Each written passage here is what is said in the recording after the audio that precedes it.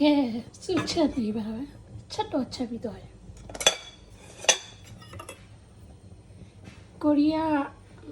မနေ့ကလေနဲ့ရောက်ချလာတဲ့ဂျင်းစင်းမှာ chicken ဂျင်းစင်း chicken ဆိုချက်သားကို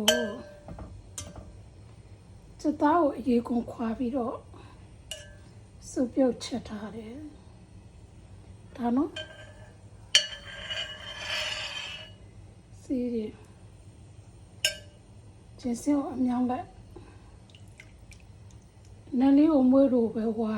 ဂျင်းစင်းကအချောင်းမဟုတ်ပဲနဲ့တည်းမလားအဆူဆိုတော့လေ